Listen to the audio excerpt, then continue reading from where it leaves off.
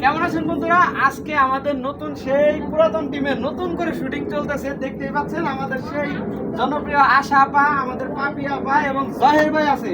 আর রহিম ভাইয়ের কথা কি কম, আপনারা তো রহিম ভাইয়ের সবসময় চিনেন। রহিম ভাই আজকে কাজ করে কেমন লাগতেছে বলেন? অসাধারণ। আজকে কাজ করে অনেক মজা পাইলাম, অনেক আনন্দ পাইলাম। গল্পখানা খুবই ভালো হইলো।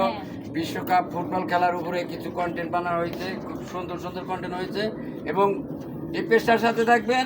আগেও দিছি বিনোদন, এখনো নতুন নতুন যে গল্পখানা করলাম টোটাল টিম নিয়ে, এই গল্পখানা অনেক সুন্দর হয়েছে। আমি বিশ্বাস করি আপনারা এই গল্পখানা দেখে অনেক মজা পাবেন। জহির ভাই, এই যে পুলিশ ড্রেসে যে অভিনয় করতেছেন, আজকে কত বছর পরে পুলিশ ড্রেস পরছেন? তাই অনেক বছর পরে পুলিশের ড্রেসে অভিনয় করতেছি। আসলে পুলিশের ড্রেস যখন পরছি তখন থেকে নিজেরে আমার আসলে অরিজিনাল পুলিশ পুলিশ মনে হয়। আর শরীরটা গরম হয়ে গেছে, মন চাচ্ছে যে আর এই পুলিশের পোশাক না কইরা সবসময় এই পুলিশের পোশাক পরে থাকি। এই ডাংটা দেখে কি মনে হচ্ছে ভাই?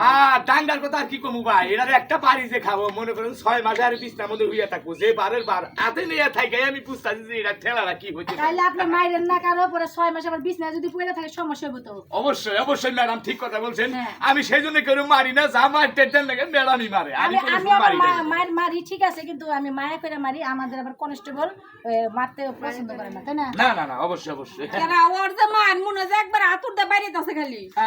এই যে ম্যাডাম আপনি একটা কথা কই, আপনি দেখুন মারি নেই বুঝি থানায় নিমু, তারপরে সে মার দিমু। এরা হ্যাঁ। আমার গায়ে খালি একটা টুকা দিয়ে দেহুক নাকি? দেখছো? আরে টুকা দিব দেখছো? কে? চোরের মায়ের বড় গলা। হ্যাঁ বিটি বিটি সাউল দেখছ? সাহস আছে টুকা তো। দিবেন কে? হালকা এটা রিমান্ডে দিবেন। হ্যাঁ ঠিক থ্যাংক কথা ইউ বলছে। রিমান্ডে দিব।